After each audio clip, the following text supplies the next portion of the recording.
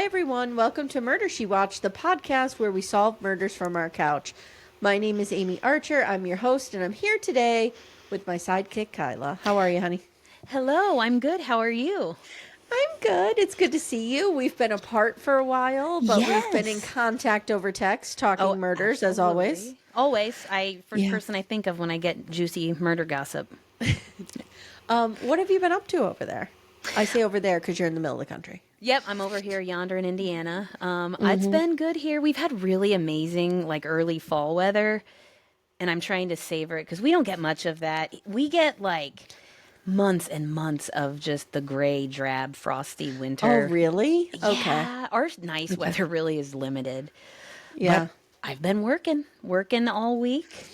Yeah. And tell everyone what you do in case they don't know, if you're comfortable with Oh, that. yeah. No, I'm comfortable Yeah. with it. I am a clinical coordinator for an orthopedic surgeon. I am a certified medical assistant, and I've worked with him for almost 11 years now. And it's a good gig. We have a good setup going, and I'm lucky. Healthcare people will know I don't work for a corporate, big, giant Oh, monster. I work for okay. a private practice, and that is Yeah. That's all the everything. difference. Oh gosh, yeah. Because I used to Hmm. work for one of the big local corporate beasts around here. Because I'm sure it's like Yeah. this where you're at. There's two big ones you can choose from. Yeah. Yeah, We have Guy Singer, and I don't know what the other one is, but yeah. yeah. And I work Hmm. there, and it's true. They treat you just kind of like a worker bee number, and Yeah. it's nice. I feel appreciated and respected at work, so I'm very Well, that's fortunate. great. So have you Yeah. ever seen an operation? Like, do you sit Oh in on the yes. surgeries? Oh, I don't work man. in the surgeries. I'm on the clinic side of things, but I've Right. moseyed over, and he operated on me once, and I stayed Oh. awake for it to watch. It was just a No. Yeah, it was nuts, but it was just a little carpal tunnel surgery. It wasn't Okay. that deep. It was like five Okay. minutes, but it was funny because we have kind of a sibling dynamic, and he was Hmm. yelling at me to look at the screen while it was going on because I was, a little overwhelmed, and he was like, "You're not looking. Yeah. You wanted to Yeah. watch," and I was like, "Well, try not to have a panic attack." I could not do it. I could not do it. I'm just so, I don't know. My one daughter, the one who's going to school for biology, like she could look at Yeah, blood, she could look at guts, and she's absolutely fine. Timmy and that's I are so both cool. like, covering our faces. Like, we don't like it. Yeah, see, I'm kind of the lone wolf in my family. Years Mm. ago, when my grandpa was in the hospital, he had a little head bleed incident, but he was okay through that. And they Was were it like a pulling. Catherine Peterson, like blood all over the walls? Or, Listen, no, but he hit okay. his head in his barn and didn't tell anybody. And then a few days Oh, later, he was acting a little off. And my oh, grandpa, okay. first of all, may he rest in peace. He's actually one of my favorite people that ever lived. He was Yeah. a hoot. He gets an RIP. He absolutely does. My Okay. grandpa Rex. But he classic old farmer. He was in the Korean War. He was just classic cowboy. He was in the rodeo. He was awesome. Was he real cute in his younger days? Yes, in fact, Okay. people called him Sexy Rexy. I will send you some pictures. Oh, His army yeah. picture, he's holding a Miller Lite, and it's so I funny. think we're going to need to see these pictures. Yeah. I'll post them in the group. Okay. So he didn't tell anybody he hit his head, so he was pissed that he had to go to the hospital. And we're like, "Well, your brain has a bleed." He's like, "Ugh."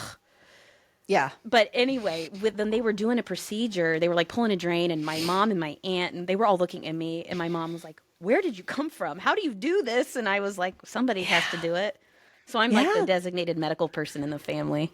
Yeah, that's Sammy. Like, she could just watch anything. I'm trying to get her to watch The Pit because everybody loved it Yes. so much, and Oh, it's so cool. I can't watch it because I not only do I not like blood and gore, but I didn't realize this. I didn't know this until I started to watch The Pit that I have a lot of medical anxiety. Like, Fair there's something enough. about watching it when you're almost 50 compared to when you're 20. Oh, totally. And the pit is anxiety inducing. I mean, that is Oh, well, yeah. hardcore. And what Yeah. kind of medicine does Sammy want to get into? I was going to ask you that. Or does she know She's yet? she's not sure yet, Okay. but she also has like a love of murder, murder shows like her mother. Obviously. Good.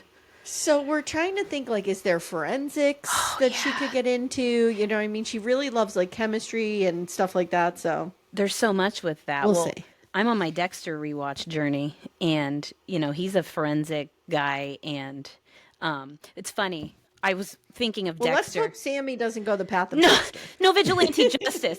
But it's funny, especially watching what we watch. I'm kind of looking at everything through a vigilante justice lens right now. Yeah, And I well, saw there was some of that in this. And yeah. But that's really Okay. cool. Well, we're looking forward to the pictures of Sexy Rexy. Oh gosh, yes. I have several.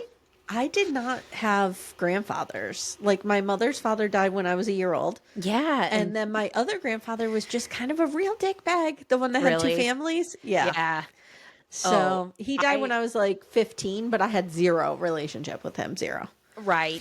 See, oh God, I could do a real talk on my family dynamics. I have lots of stories in the background. My family and like my parents and their generation was good, but I mean, I could tell you stories that will blow your mind. Oh, maybe future real Yes. talk. It's like I've told them to people in my life and they're like, "Oh, that's my fam." For those of you who don't know what real talk is, over on our other podcast, Little Miss Recap, we have a Friday show. Yeah, Friday show on Patreon where we just chit chat about life and like I talk to different listeners and different co-hosts, and it's a lot of fun. It's one of my So favorite we'll definitely things you have you do. over there. It's so Yeah. fun. I love it every time.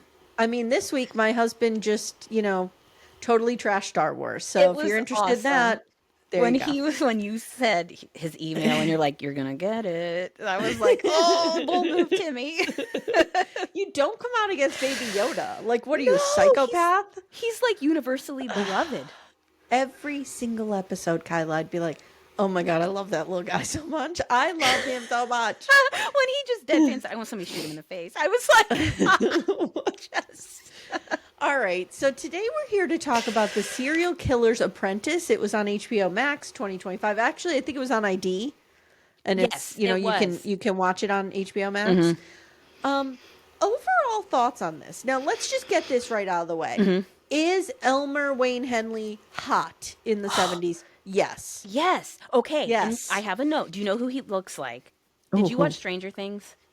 Of course I did. Yes, he looks like him. Steve. Yes, and Billy. Remember Billy? Oh, Billy. Billy. That's what I mean. Billy. Yes. So much like him. I was like, oh my God, that's Billy. Yeah, he was hot. Yeah. Yeah. Yeah, he was hot. Do we approve of his actions? Absolutely not. No, but God, it's complicated. I feel so much for him in so many ways. So complicated. It is.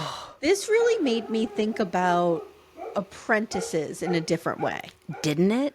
It made me think about who was I thinking about when I saw this, because so I think a lot about the Manson family and the people who like carried out those murders and stuff under his instruction. Because there was a lot of that energy with this, right? Yeah, there was a lot. But again, he was like 15. 15. I kept saying that to myself because when you watch it, you forget that he's 15. Because, it's 1972 and people just always looked older.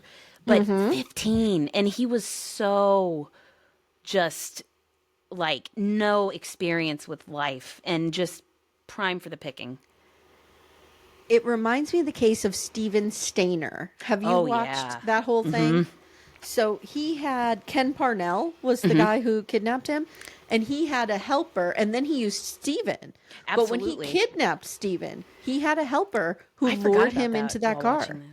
Oh my God, that is seared into my memory, Kyla. The TV movie, I forget what it was called. Oh, I've not seen I know my that. first name is Steven. Ooh, I'll have to watch that. I love a TV movie. It was a pivotal moment in true crime in my childhood. I will never forget. There is an image in that movie where they put, I think it's Corbin, I forget the actor's name, but they put him in the back of the car because he's Steven Stainer. And they put him in the back, Stainer? I think it's Stainer. Yeah. Stainer. They put him in the back of the car and the car's driving down and you just see him turning around and looking out that back window. And I remember, because we thought you were going to be kidnapped. I mean, that was a 100%. real possibility in our childhood. Well, I was just going to say a pivotal moment, a movie in my childhood, the Adam Walsh story.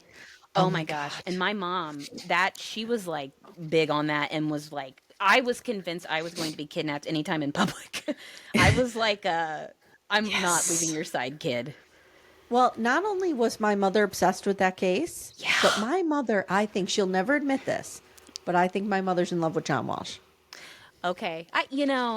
I could see that. She's always talking about how amazing he is, what a good guy he is. That's awesome. I think she has a crush on him. Yeah, Him and John Ramsey. Yeah, I was just going to say, she likes the Johns. Yes. Okay. So Pasadena, Texas is a very small conservative town.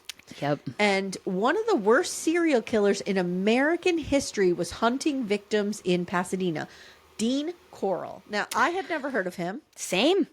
Never. I never knew about the Candyman. Never. I never had. And we're people who, you and I are both people who've consumed a lot of crime over the years. And I don't feel like many people have heard of this case. No, and it's huge. So what I was thinking we could do, Couch Detectives, and let us know if you're into this, is Kyla and I will find a doc on the Candyman and cover it maybe on Patreon as a bonus. Yeah. So that, you know, we can fill in some of the blanks here with this case. Absolutely, because it's fascinating. It's fascinating. It's fascinating. So he was picking off kids in the neighborhood, killing them and burying them. Like, it's dark. Yeah. But he didn't do it alone. Elmer Wayne Henley was his accomplice. And at the time that Corll was killed and caught, Wayne was, they call him Wayne through the whole thing. Wayne was only 17. Yes. He was just a kid. Ugh. So the question then becomes, was Wayne a killer or was he one of Dean's victims? Like, this is the whole thing. And there's this woman, Katherine Ramsland, who wants to find this out. Now, I want to tell everybody a little bit about her. What did you think of her? Okay, so she was kind of fascinating all on her own. Like, I could do a whole thing on Katherine Ramsland. And I feel like I've seen some of her books before. I recognize that name, and I need to go back through my Audible library. I feel like I've maybe listened to one of her books before about the BTK killer. Oh, maybe. But yeah, she's written several books, tons, and she's like a pioneer kind of her industry. Yes. So she studies serial killers, and she is a professor of forensic psychology and criminal justice at DeSale. Is it DeSale? Is that how you say that? Yeah, I would assume so. Yeah. Yeah, I don't know. If I butchered it, I apologize. Sorry. So she's from Michigan. Midwesterner. Yep. And one thing I want to talk about her, here's her career. She has written on the subjects of serial killers, crime scene investigation, vampires. Okay, I saw the vampire book in the stack, and I made a mental note to come back to that. What was that about? Did you look into that? I have no idea. That did make me raise an eyebrow. Like, maybe it was like, are vampires real? Maybe. And then the conclusion is no. Fingers crossed. Unless you're watching 90 Day Fiancé and you see Florian. No, I mean, then you're like, they walk amongst us. Yes. She also writes about mass murder, sex offenders, ghosts. But here's the interesting thing. She has more recently been recognized as a former instructor of Brian Koberger. What? I didn't know that. Whoa. Yep. Yes. Oh my gosh. Yeah, that's wild. I don't know where he went to school, but she might have been adjuncting, you know what I mean, wherever he went or something like that. Yeah. Oh my God. Well, that's... Yeah, there's an article. Hold on. Okay, so there is an article in the New York Times. I can't get in because I don't have my subscription active right now. But there's an article in the New York Times in July of 2025. It's by Mike Baker, and it's called "The Serial Killer Expert Who Taught the Idaho Killer Shares Her Story." Whoa. Okay. That's worth looking into. Oh my gosh. I on purposely, I am sort of avoiding Koberger right now just because I dropped my girls off at college 100%. And I can't go there. Yeah, it's dark. But I will get there. Once they graduate and they're home safe, I could probably take a look at this case. I don't blame you at all. She is fascinated by and does a lot of work on serial killers, like we said. And she says there is virtually no work done on accomplices and their psychology. And Wayne is the only accomplice who killed the killer to end it. Wasn't that fascinating? Yeah. Now, what did you think of the setup of this? So she's in a library and she has him on a phone.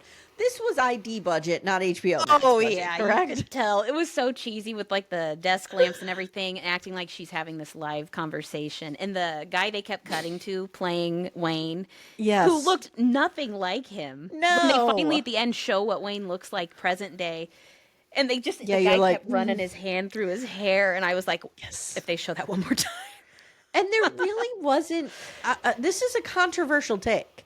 Okay. But there really wasn't much that Wayne gave us in these conversations. He was definitely like tiptoeing around certain things. And he would kind of be like, oh, shucks, I don't know about some stuff a little bit. Yeah. And I mean, she knows. And I did appreciate her acknowledging that and kind of calling him out on it. But yeah, like she said, it's a balance. I really wanted to see him to see how he aged. I did I'll too. be honest. And at the end, we were like, oh, he didn't age great. But he's been in prison, to be fair. His whole life, yeah. Yeah. So he is desperate to tell his story. And Kate Dawson is a true crime podcaster. Her podcast is Buried Bones, which is a great podcast. She's here with the details of the case. She says, August 8th, 1973, we hear a 911 call. Police respond to Pasadena, Texas, which is right outside of Houston. James Anderson is a Pasadena cop and said, we didn't, and I related to this, like, we didn't even lock our doors at night. Totally. I grew up like that. Yep.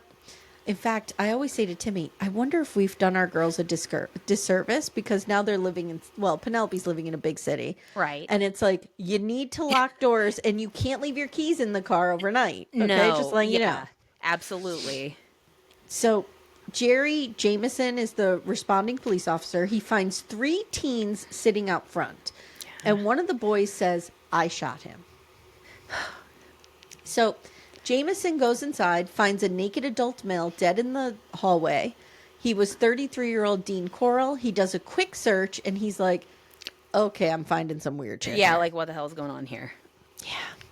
He finds plywood with holes in it. Oh, man. He finds plastic sheeting. Never a good sign. Absolutely. Again, Dexter Journey, plastic sheeting is always bad. If somebody pulls up for you on a date, you meet them on Tinder, whatever. I don't know how these things work. Same. You get in their car and you see a roll of plastic in the back, you just get right out. Well, yes, and you and I both are It's Always Sunny fans. Dennis. Dennis's tools in his vehicle. Yes. No rope. The Dennis system. The Dennis system is live and active. But yeah, no, or like if you see anybody with plastic rolls in their Walmart cart, you move on. Yeah. I mean, on Mr. and Mrs. Murder, at one point when Brian had jumped in the back of the vehicle of his Denise's vehicle, and she's like, when he was cleaning his stuff out, he had plastic sheeting. I was like, oh girl, run! You were gonna die. You're in danger. Yeah. So they also found restraints and they found sex toys. Yes. And they kept showing these throughout the documentary. And the visual of that board, it's just so haunting. And there's something haunting about those old, like, news. Sex toys? Yes. God, that was ominous. Okay. They clearly, like, they don't make sex toys the same way. Like, now I feel like they're designed to be a little softer. That was just like, it's like on the...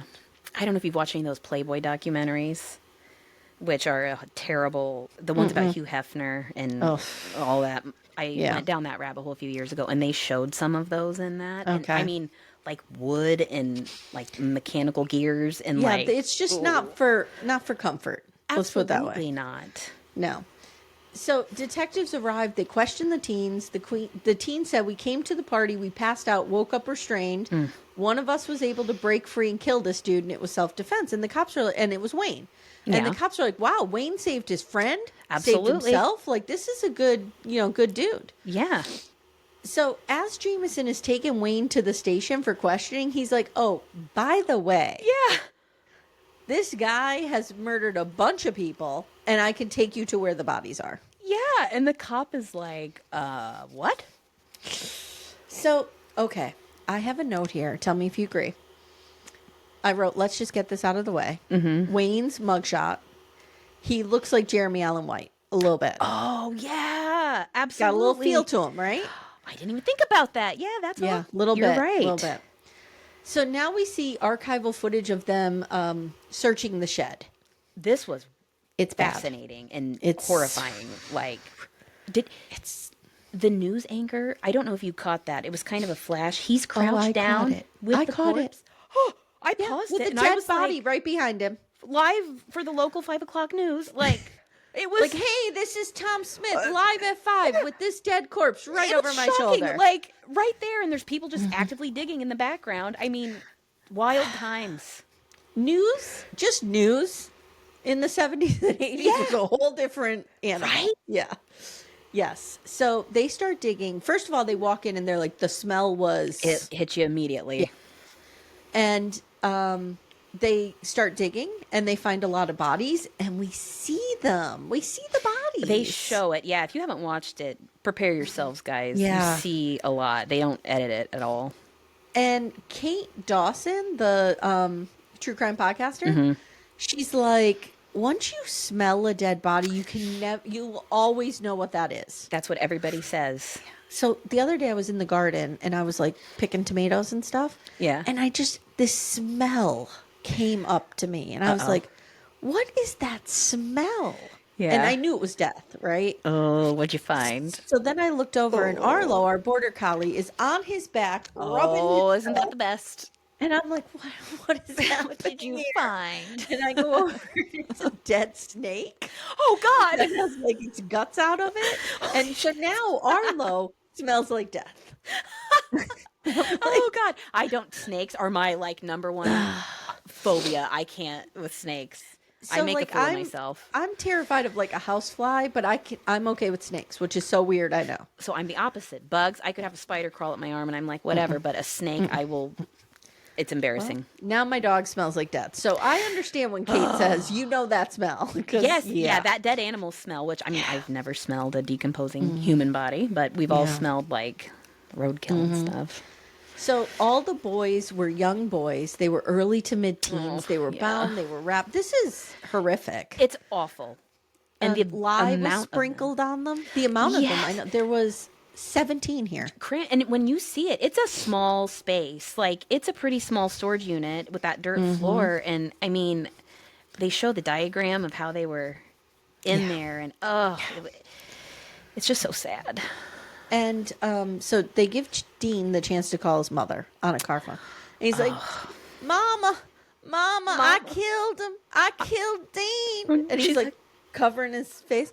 And she's like, No, you didn't, my boy. What are you talking about? Can I come down? He's like, I'm with the police, Mama. Yeah, you can come down here. And the cop's like, no. Fuck no, she can't. Yeah, like, what are you saying? Yeah. And he's like, oh, never mind, Mama. Never mind. You gotta stay where you are. It was... you know what I had in my notes? It kind of reminded me of Forrest Gump when he's talking about Mama to Mama. That's exactly what it reminded me of. It's the same draw. Like the Southern draw. Yes. Yeah. Yep. Oh. So current Wayne tells Ramsfield that he was in shock that there were 17 bodies. He didn't think there were that many. Do you believe No one knew what to do. Yeah. I mean, this was unprecedented. Yeah. So they knew Dean was dead, but they weren't sure like how Wayne fit into all of this. So they take him to the station. Current day Wayne says, I didn't implicate myself immediately, but somewhere along the questioning, which I can only imagine got real intense. He decided to be honest. And what he told the police is that there is a third person involved in this, 18-year-old David Brooks. And their job together was to collect boys for him to basically rape and murder. Yes. Wayne also confesses to murdering 6 of the victims. And he said, I gave enough detail that I think they believed me. Yeah, because nobody believed this at first. You know, they talk about how everybody thought he was just kind of talking crazy or on drugs or something. And he's kind of screaming it from the rooftops, we find out at one point. Yeah, he was your typical, like, stoner, hippie. Yes, kind of like classic burnout image, if you will. Yeah, which I would have been wildly attracted to. Oh, same. But a lot of people, a lot of authority figures did not like that. You know what I'm wearing, ironically? What are you wearing?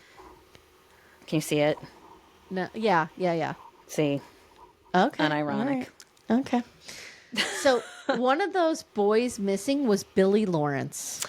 He was 15. Billy Lawrence, his family broke my heart. I know. He was a sweet boy who liked music and played the guitar. Yeah.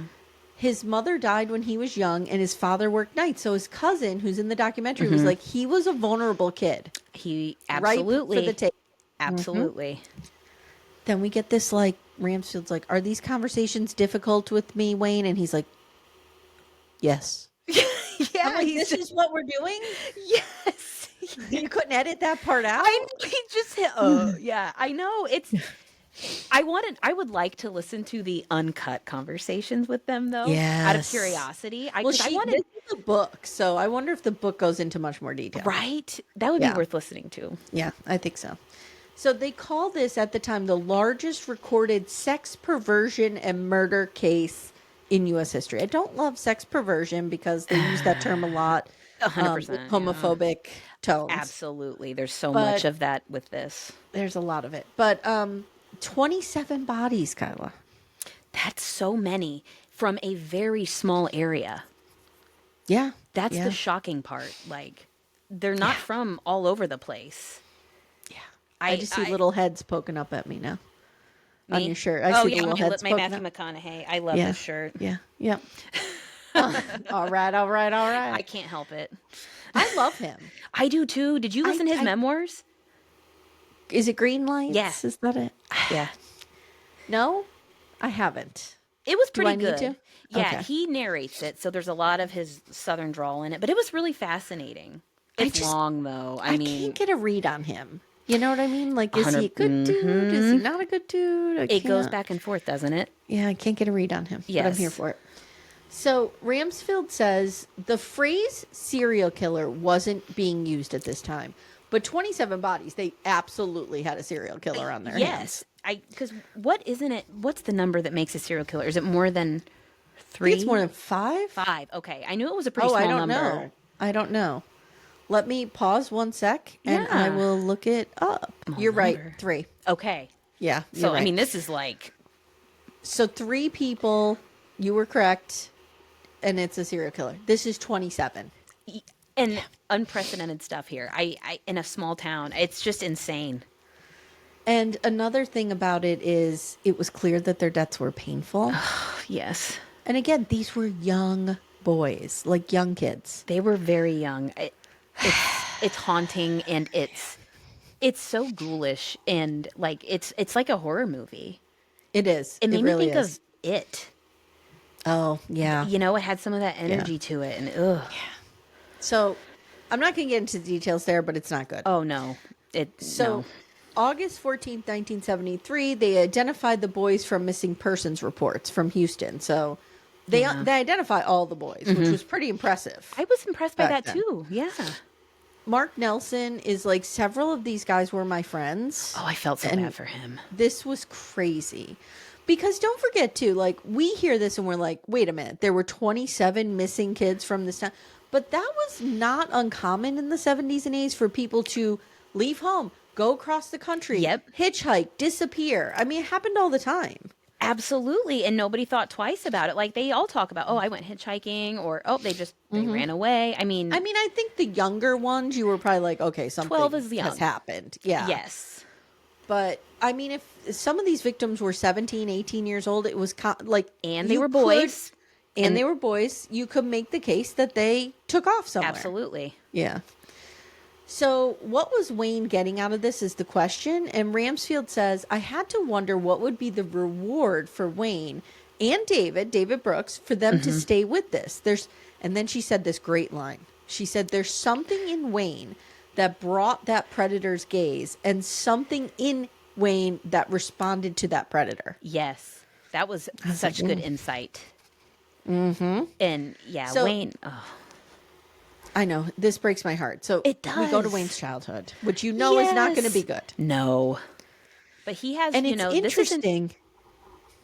Go ahead. We're going to say the same thing. His reluctance to talk about it.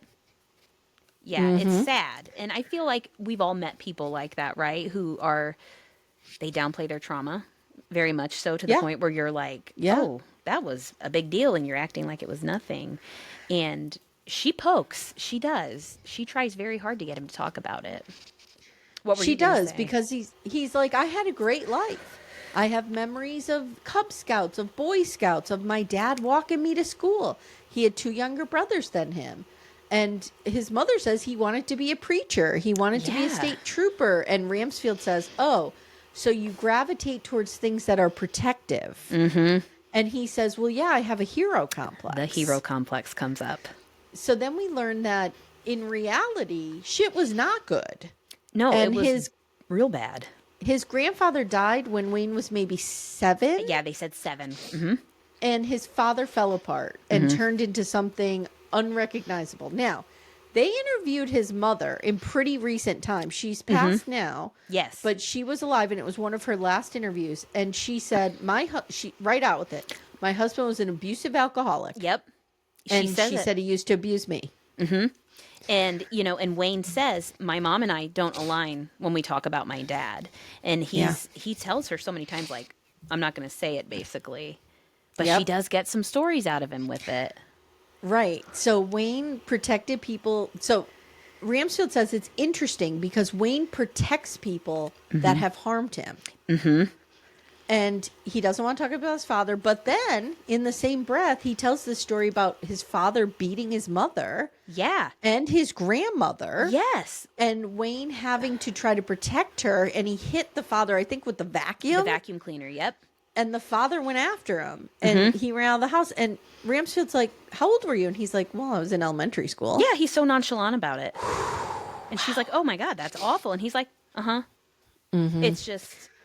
And I think a little bit of that, because I grew up with a girl who was in a similar situation, in a very abusive home. Yeah. And I think a little bit of that was she had to protect herself.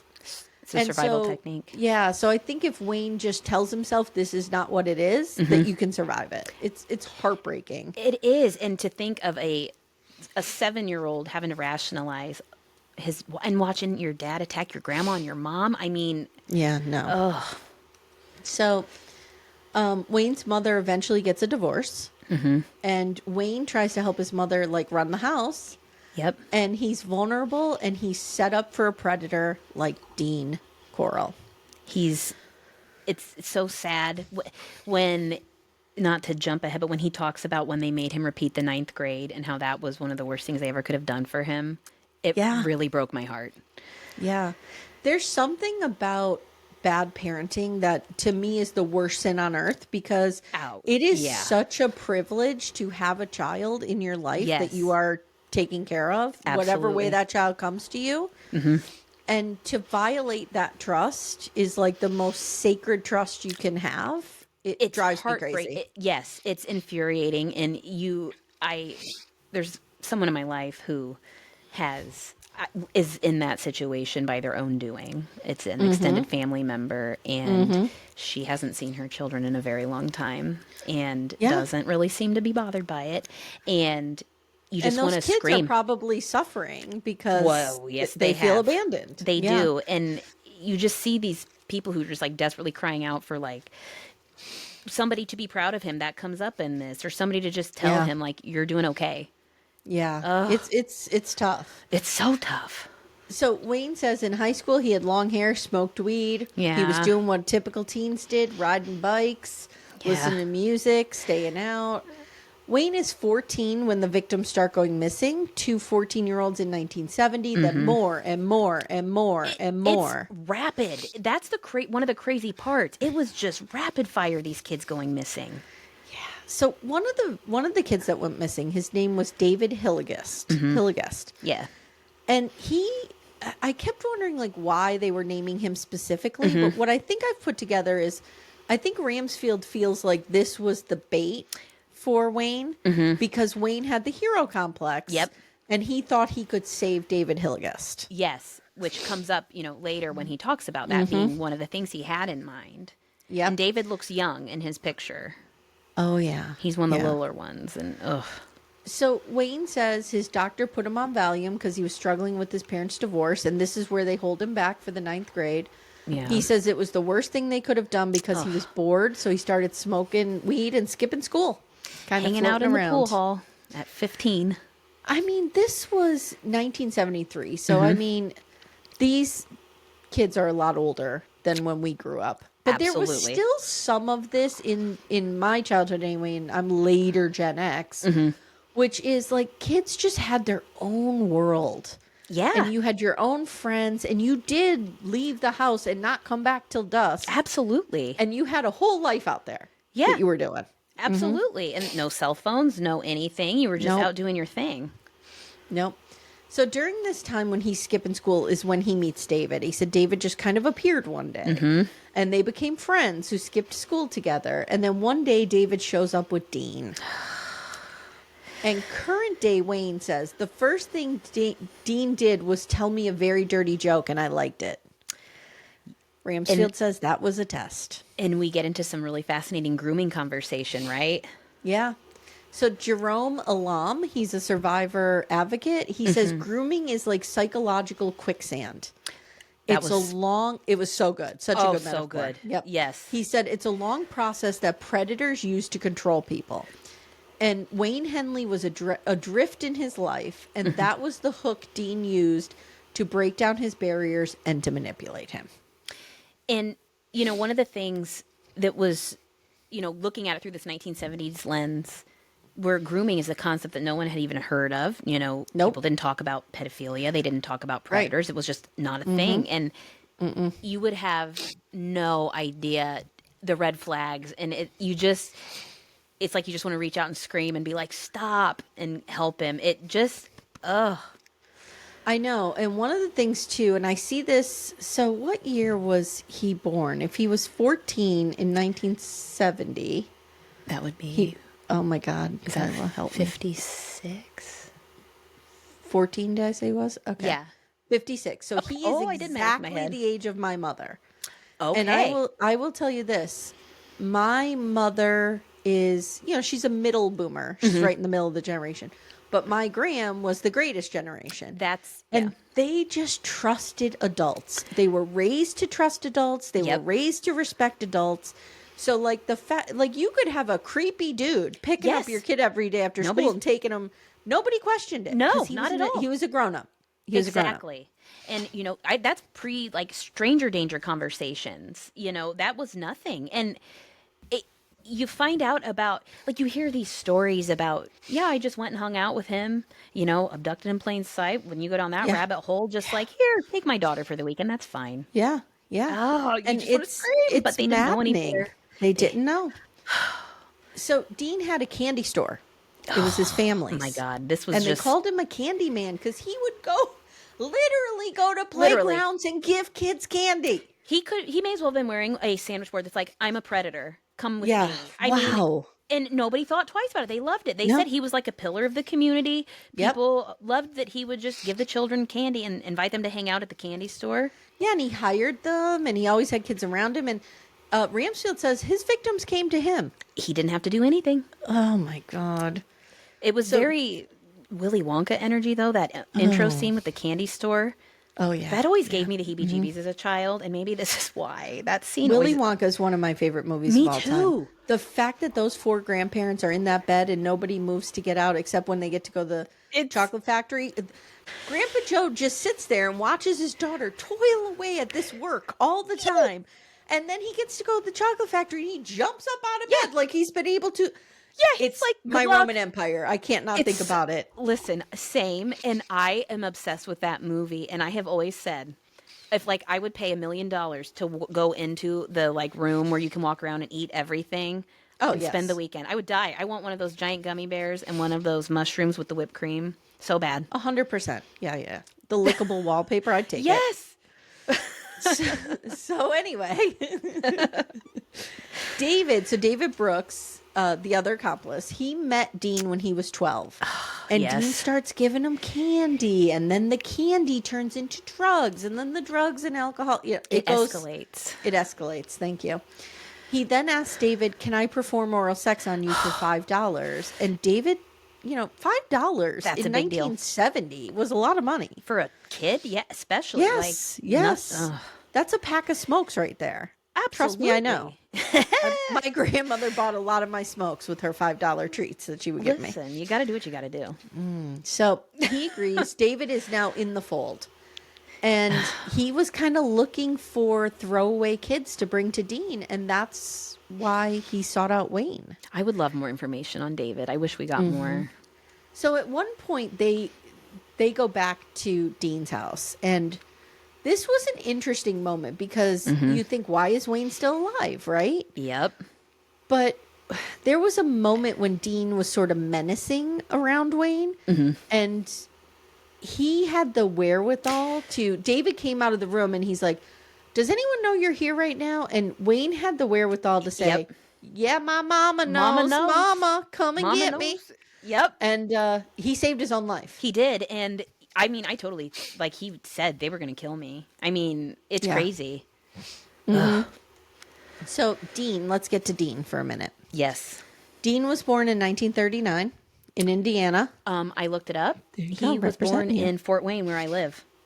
Oh, there you go. Maybe you could go see his childhood home. Well, don't think I haven't started looking into some of that and his family members and stuff. Okay, good. Well, keep us updated. I will. So as a teen, he moves to Texas. Yep.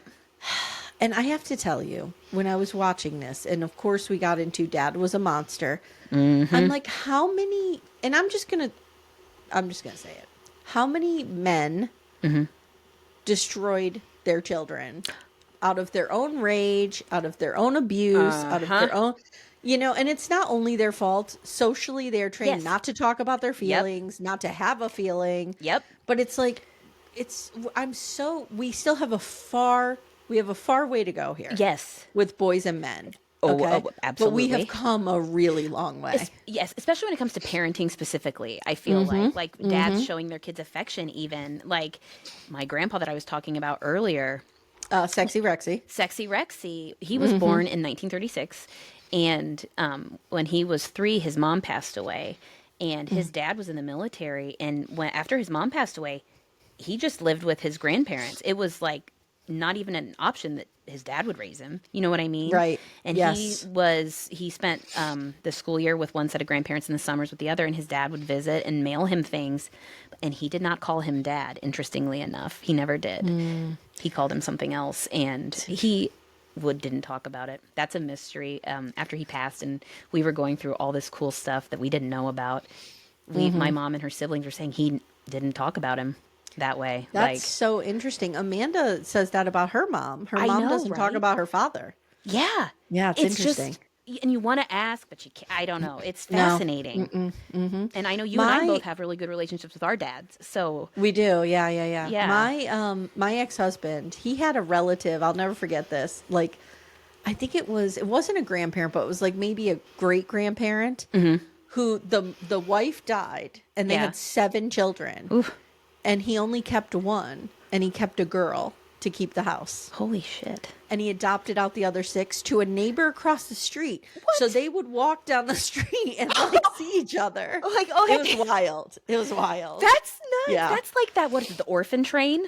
You know what I'm talking about? Yes. That is an Unsolved Mysteries episode that lives rent-free in my brain. Yes, it's wild. It's fascinating. So that's just what came up for me when I saw this. I'm like, of course he had an abusive father.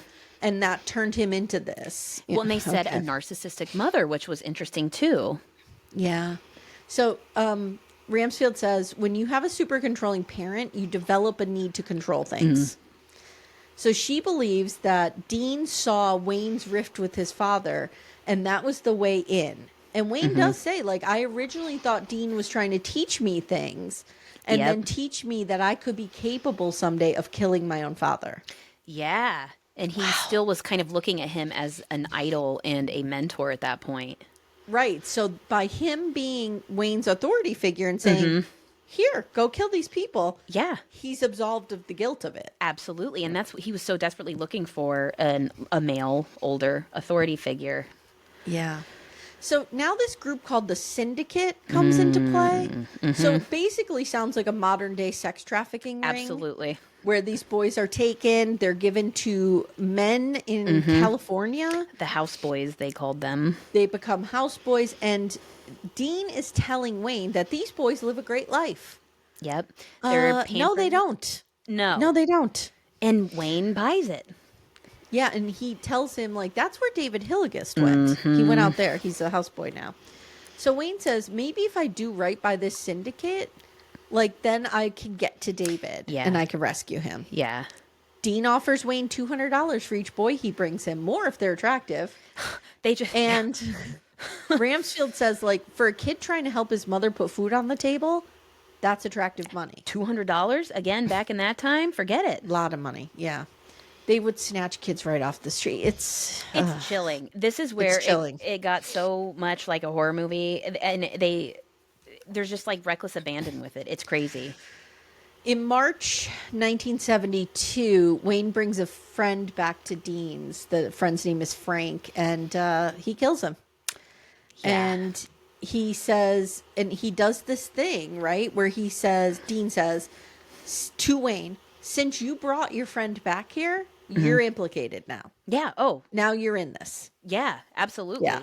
He's very like, you're part of this now. And his friend, this is one of the times my heart broke for Wayne a little bit. But do you think he really didn't think his friend was going to be killed? Or do you think he's trying to? I don't know. There was so much of that with Wayne. I think that Wayne may have thought, because again, he's like 15. Again, yes. I think maybe Wayne thought, since Dean likes me and this is my friend, he's safe. He won't hurt him. Yeah, but that was not the case. So at this point, Dean also stops paying Wayne because, you know, like, I have leverage on you. Yeah. So Wayne's first murder happened shortly after, and it's Mark Scott. Dean knew of him, wanted him out of the picture, and he started by burning incense cones on Mark Scott. Yeah. What? First of all, do you remember incense cones? Oh, I love an incense. I do. Yeah.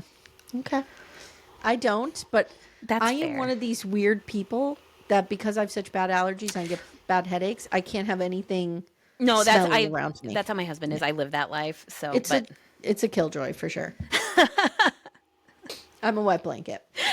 So Wayne says, I should have done something. Oh, this is about the friend. I'm sorry. Wait, hold on. Oh, yeah, no worries. About, I forgot to read this part. About Frank, he says, I should have done something, but I was just so scared. I was scared to be murdered and that I was implicated. Yeah, and he's kind of got one foot. In his mind, I think he still has like one foot on either side of the line, right? Like, he's not all the way in yet. But he is now because he kills Mark Scott. Yep. Mm-hmm. He was 15 years old. Wayne was 15 years old. And he murdered David helped him. They kind of did it together. Yep. But he's in it now. Yep. He also believed the syndicate would kill him if he went to the police. Mm-hmm. So there's that. Yeah, he talked about the syndicate like it was kind of the mafia. Wayne goes downhill. He starts drinking. He's blackout drunk at 16. Yeah. His friends, like he has this one friend, Angela, who just adored him in school. And she's like, you know, Wayne was always like clean and, you know, he came to school. He was looking like a dirty dish rag, basically. And I don't know what was happening. And he fell into her arms and sobbed, like guttural sobs. Yep. So the cops believe Dean did not make Wayne kill people. They think that he would have been a murderer without. And Wayne says, I hated myself. I hated being weak and scared. I hated my hands. And this is kind of the thing, like, you can't separate the two. You don't know if he's a murderer because he was under this influence. Mm-hmm. I know. And this was so fascinating and such a dichotomy because I really feel for him in a lot of aspects of this. But at the end of the day, he still did what he did. At the end of the day, he deserves to be punished. Yes, he does. He not only killed 6 people, but he had a part in killing more. Yes, absolutely. Yeah. But I agree with you. Mm-hmm. It's like, it's complicated. It's so complicated. Mm-hmm. So by 1973, Dean is becoming more and more frenetic. Moving faster and faster. He gets a torture board, which was the plywood. Yeah. Wayne says he went to his uncle's and they didn't believe him. They just thought he was drunk or stoned. Like, you know, imagine somebody in your family that you don't really trust who like makes stuff up. Yeah. And they come to you and they're like, this guy is making me murder people and we've killed like 20 children so far. You're like, what? Yeah, I know. But it's just the fact that he was trying to tell people. And nobody even gave it a second glance. That's the crazy part to me. Wayne says Dean was starting to panic because David and Wayne were getting older and he was losing control of them. And he gets mad at Wayne. He handcuffs him. He burns him with a cigarette. Now I have a dark question for you. Yeah. Do you think he sexually assaulted him? Yes, absolutely. I think so too. I think that's part of why he gets cagey sometimes. Like in the beginning when she said, or he said he got me to do things I didn't think I would do. I think that's definitely what he was referring to. Yeah. Yeah, I think you're right. Yeah. At one point, Dean calls his mother and says, Mom, I'm in trouble. Oh, wait, that's Wayne. Yeah. He just says, I'm in trouble. We don't know what Dean sounds like. Yeah. He probably sounds like, I'm in trouble. Yeah, I feel like he has that awful voice. Mm-hmm. And she was worried that he was suicidal because he was saying things like, I'm out of here. And then August 5th, he calls her and he says he was trying to get away from somebody. So, like, this is all kind of alluding to, is there really a syndicate or is there not? Right. Are there really people after him? Right. So Wayne says, then the mother calls Dean a few days later and he's like, we're good. It's fine. Yeah. So Wayne says, Dean knew I was trying to leave and I was lashing out. And so at one point, Wayne hangs out with a kid named Tim and Dean really wanted him. And so basically Wayne picks up this third person, Rhonda, to kind of make it so Dean can't do anything to Tim. Yes. He thought she was going to kind of be their buffer. Mm-hmm. Poor Rhonda. Oh my God. And how angry would you be with your friend finding out you were there to kind of serve a role? Yeah. So we get a bottle. He goes, we got a bottle of White Lightning and we decided, hey, we're not fucked up enough. Oh my God. We have to go huff. Now, are you familiar with huffing? Yeah. Yeah. It's sad. When I was like in elementary, probably middle school, I'll never forget, like my boyfriend and his group of friends used to huff all the time. Spray paint. Yeah. When I in high school, I remember watching people do it at a party and someone I know, their face just like bashing down on the table and being just horrified. Jesus. Yeah, it was awful. It was something I would never do. No. For some reason, like something about it scared me, thankfully. Yeah. But because I know everyone's going to be surprised to find out that I really gave into peer pressure all the time. Somebody said anything to me, I was like, okay. You're right. But I never huffed, which was weird. Well, and they talk about how they had been like smoking a bunch of joints and then they're getting out the White Lightning moonshine. Like, oh my God. And then huffing paint? How are they awake? They all pass out, and the next day they wake up, they're all fucking tied. Can you imagine waking up and they show duct tape on their mouths and they're like hog-tied? Ugh. So basically, Wayne decides, I can't let this happen. He convinces Dean to untie him, and then he shoots Dean.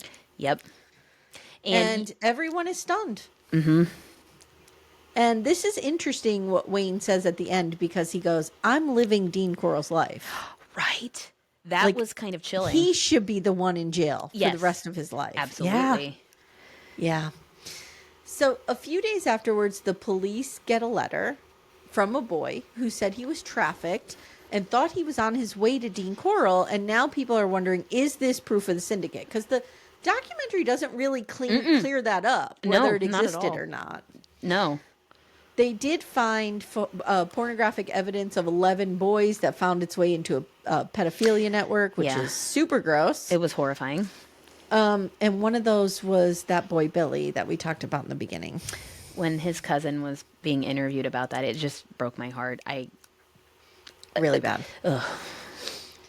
Catherine says, sometimes people can be manipulated into psychopathic tendencies. And once the influence of the other person is removed, they could feel shocked by the things they did. I believe that. 100%. I totally do. Yep. So she says so many accomplices look back at their crimes and they're like, how could I have done that? Oh, yeah. Okay, now the end here. David Brooks, sentenced to life in prison after being convicted of Billy Lawrence's murder. Mm-hmm. Elmer Wayne Henley, convicted of 6 murders and sentenced to, are you ready for it? 594 years in prison. Bam. Now, why do we have to do that? Just say life. 100%. Yes. And there's a lot about this that I have a lot of strong feelings about. Okay. So one of the things that I thought of, which the Menendez brothers, okay, I thought of some of the tie-ins with the child sexual abuse with boys. And it just, I kept thinking of how in the Menendez trial, they wouldn't, permit the sexual abuse as motive because boys don't get sexually abused. Right. And I just kept thinking about that while I was watching this. And yeah, I just that lens of people not thinking that stuff happened. Amy, I guarantee you. I would be surprised. Well, we kind of think it, that Wayne would not admit it even today if he was sexually assaulted. Absolutely. And I do believe that he should spend the rest of his life in jail. He killed 6 people. 6 people. Yes, yes. But again, it is sad. There's layers. You know? It's just sad that everybody's life was ruined here. That's, I think, a big part of it. Like, at 15, his life was basically destroyed. And that's so hard to swallow. Yeah. It's just sad. sad. You wish the dean was alive to get some justice. That's frustrating, too. He had no justice at all. No. So, I mean, no justice done to him. Let's be clear about that. We don't think Dean deserved justice like a fair hearing. We just wish that he lived to see, to be held accountable for his crimes and to get a sentence. Yes. So, Lieutenant Jackson says, the repetitive nature of Wayne's actions tell me he's a danger to society. Several of his friends say, no, don't do it. He killed our friends. Like, don't let him out. Nobody wants him out because he's been up for parole a few times and he's gotten denied. Katherine says he is a predator. He did kill other kids, but he is also a victim. And she says he's not a victim like, she's very clear to say he is not a victim like the other dead children. That. Yep. I appreciate that too. But then she says, maybe this will help us create a language to talk about people who are both predators and victims. That was so fascinating. I could just listen to her all day. I could too. Yep. And I just wrote, these poor families, they can't forget, they can't get over it. 27 teens and young men, and they have a potential 28 they're looking into now, and experts believe there are probably more. Absolutely. And that's where we end. When they showed all their pictures at the end, it just gave me goosebumps. And like you said, their families, Billy's family just ripped my heart out of my chest. It's heartbreaking. It's heartbreaking. And it's,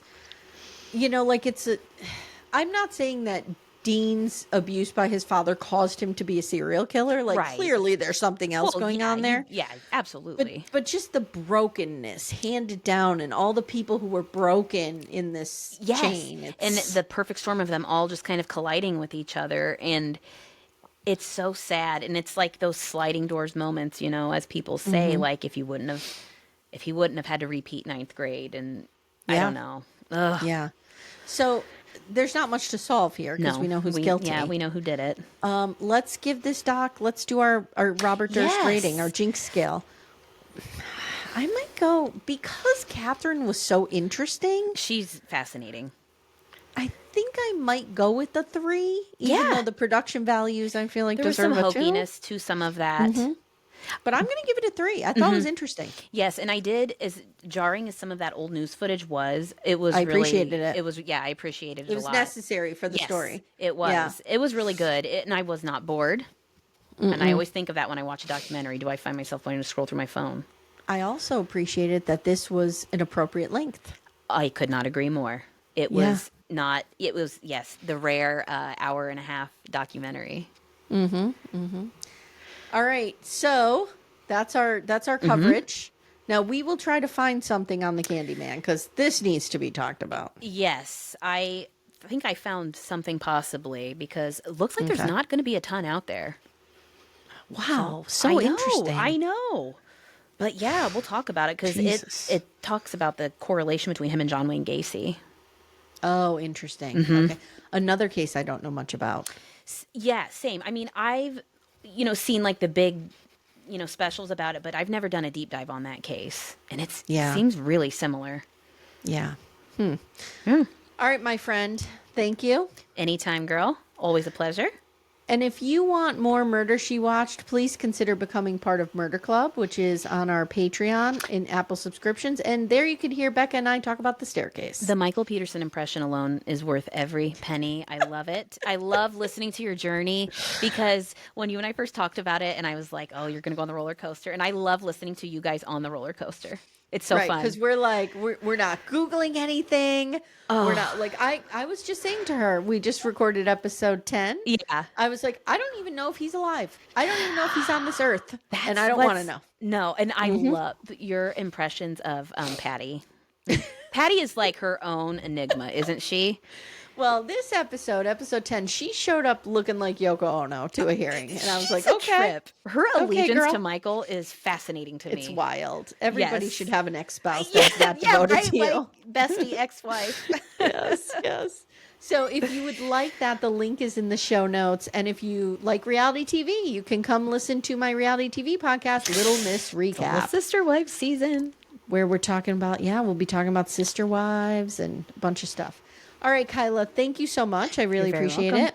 Always, and always. We will see you guys next time. Bye.